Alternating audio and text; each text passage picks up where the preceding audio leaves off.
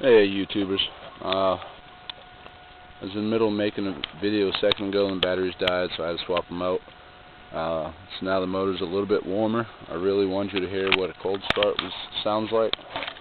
I'm going to be honest with you, I think the guy that cleaned the carbs prior to me put something in wrong or something, because instead of getting better, the enriching problem is getting worse, and I have done a little bit of work to it, but I'm going to be honest, I can't tell if it's starving, because when I'm at an idle it'll die, but going up the highway it will over rev. I do not have an RPM gauge. I will be getting an RPM gauge, just so I can see what's going on and I can do a better sync with it. Every time I do a sync, and I've done 2, it runs better and better, except for that high idle on the highway. I cannot get rid of it. I can literally take my hand off the throttle and I have cruise control for a couple thousand feet. Anyway, the enricher's on, 1986 Radian.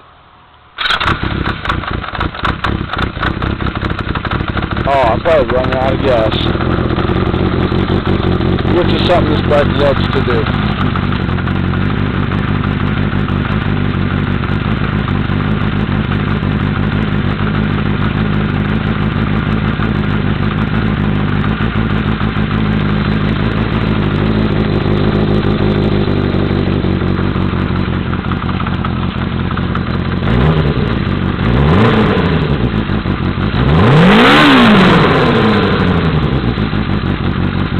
Now I know that's not good to just dry rev it like that, but just trying to show how tight the motor is. It's actually really tight. I'm not sure if that knocking is a, let me turn the enricher up a little bit so it warms up. I'm not sure if that knocking is a cam tensioner, I guess that's what it's called, or in the clutch, but when you pull in the clutch it doesn't go away, so but I haven't been able to check the oil.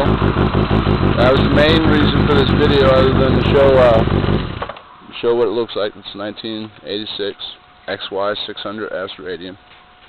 To the best of my knowledge, it's fully stock. I did replace one jet right directly under the diaphragm. I'm not sure what it's called. In carburetor 1, because it was stripped out, wouldn't seat right. So I put in, just got the factory one, put it in, and it is making it run 1,000 times better. I'm seriously thinking about replacing all 3 just because I like it. I'm going to send somebody on YouTube the jets from my Honda when I get them original. I may send them these. I'm going to check them first. If they're already original, I'm not going to mess with it. There's no reason to have bigger jets than this, except maybe where the previous owner took the baffles out. I'm going to be honest with you, I don't even know if he took them out. I don't know if I can get a good picture of it. But all he really pretty much did was just drill holes in both exhausts. I thought if you took the baffles out, it's just a thought because I'm still learning, that all this, the whole center, that all this, like the whole center itself would be out. This is just a bike that, I want to fix and repair and sell. Okay. Without trying to make the video too shaky. See if anybody else has this problem.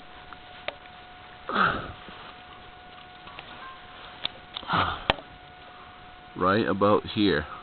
No, right about right there. This is about directly under the motor, basically. There's some kind of a oil sensor. And it's leaking. I can't really get in there because of the glare of the sun, so I can't really give you guys a good view of it.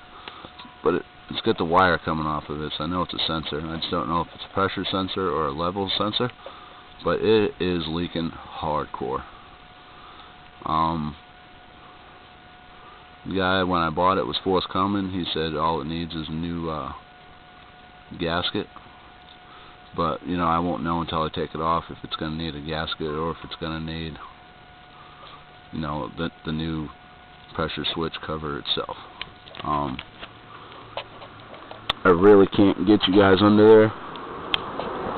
Maybe someday when it's cool I can. Okay, test time. I believe this is a stator cover. I believe that's a stator cover because I believe that's a stator wire, which has oil in it. I don't think that's supposed to have oil in it. I believe this is a generator. I know that's a starter. This thing likes to vibrate so bad because how these front ends are notorious for being soft. So with the low, or with the cup tire, I should say, it vibrates even worse. And this whole side likes to vibrate loose. This video sucks, but the batteries are going dead. Oh, look at that. Now you guys can see what I'm pointing at. So, these bolts here were loose. These bolts over here were loose. Bolts in here were loose. This exhaust side was hanging off. All the damage was pretty much done on this side. This clamp bolt was gone. Clamp bolt on the other side, the nut was gone. And the top bolt on the other side of the exhaust was gone. It sounded just like a tin can, blah blah blah blah blah blah. I did replace the jet in number 1 and the air needle in number 4. I replaced the air jet in number 4 because, why did I replace it? Oh yeah, because it was at hot temperature. The other 3 were about 190, and that one was about 260. Well, 2 were at 170. One was at 190, and one was at 310. 290? Yeah, that's right. It was a little bit. It was under 300, but over 250. It's come down significantly, but it's still not where it needs to be. And now number 2 is doing the same thing. So I'm just going to replace all 3 air jets. The question is, can I spray carb cleaner down here? It's where the air jet is. Now, I'm never taking these carbs off, but I have to because when the guy did it, he had put bowl 1 on carburetor 4 and carburetor bowl 4 on carb 1. Makes me wonder what else might be loose, and something's got to be because it's getting too much air. I don't believe I need to put a cap on that little T-piece in between the middle of them. I believe that's just an atmosphere hose. So, anyway, this wasn't one of my better videos. In fact, I don't think I've ever done a good video. Any questions, feel free to ask. Because this thing sucks up a lot of gas. Way more gas than it should. It did, probably went about 45 miles one way this morning. With a couple other people. Didn't even burn a gallon of gas. I ride around through town for an hour and I'll get out of gas going one way. It's this revving, if I ever think to do it while the motor's hot, is so out of control. And it's just with the slightest blip of the gas. Anyway, feel free to comment. As always, I appreciate you guys looking. And 1986 Radian XY 600S.